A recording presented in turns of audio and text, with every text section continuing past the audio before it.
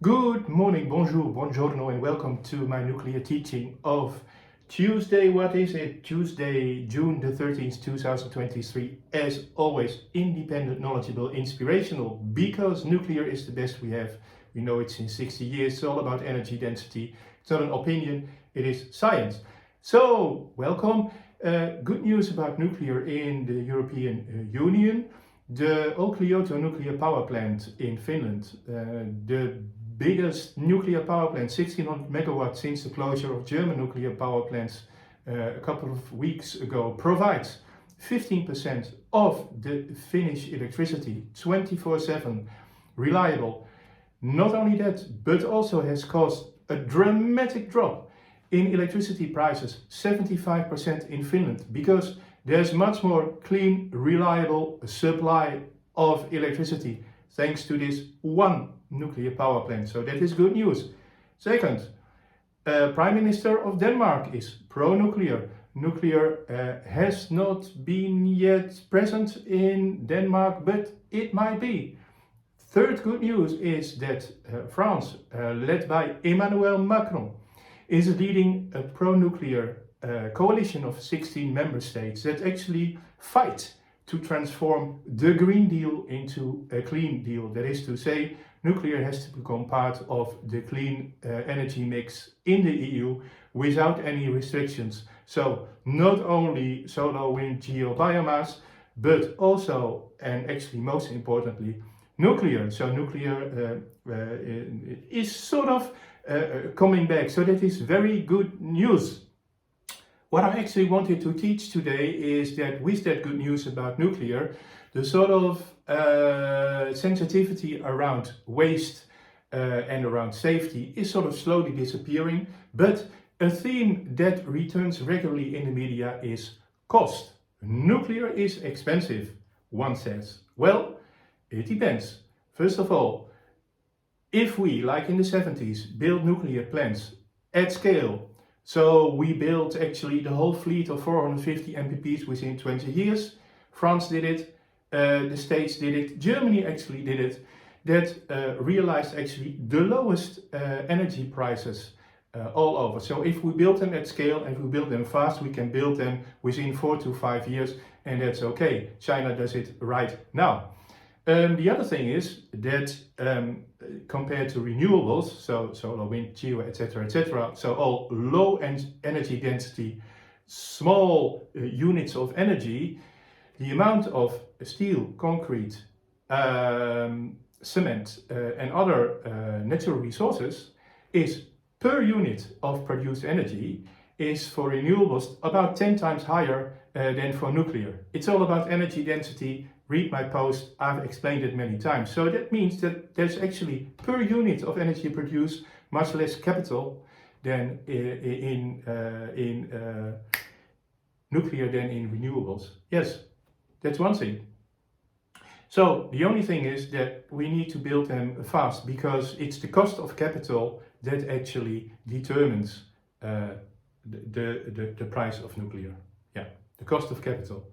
Now, somebody gave a reply in one of my posts, it was quite interesting actually, is that the more we scale nuclear, the lower the energy prices become, because it's all scale. If we deploy more renewables, so low energy density, decentralized, fragmented renewables, for which we have to collect, store and deliver the energy, right? Involves a lot of system cost. So we have to expand our networks enormously to accommodate solar and wind, and actually also geothermal. Now, how much is that cost? Now, of course, if you're pro-renewables, you estimate that the cost is low, and if you're pro-nuclear, you estimate that the cost is high. Well, what are the facts? Look at the Netherlands. To accommodate 75% renewable electricity in 2030, predominantly offshore wind, which in principle is a good idea, because if we do renewables, the most potential in the Netherlands is actually with offshore wind.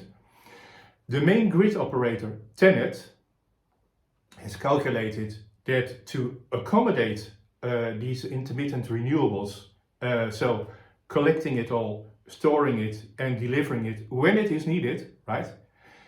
The net expansion, the cost amount to 120 billion euro up to 2030. Now, 120 billion euro, that's a lot. The gross domestic product of the Netherlands is about 700 billion euro. So 120, that is substantial. It is about 120 billion euro, that's about 2,000 euro per family per year.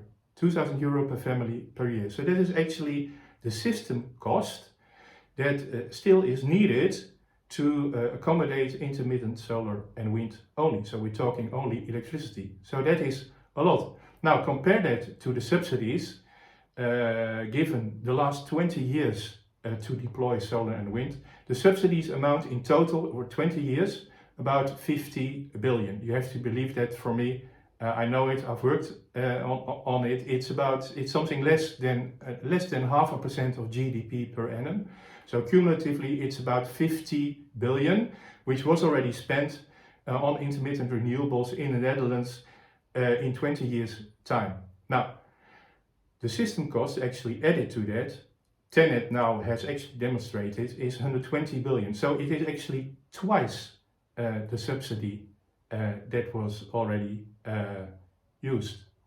So that is substantial. Though here is actually a concrete hard figure what actually the system cost is for intermittent renewables, and it increases the electricity cost for consumers by about a factor of 2.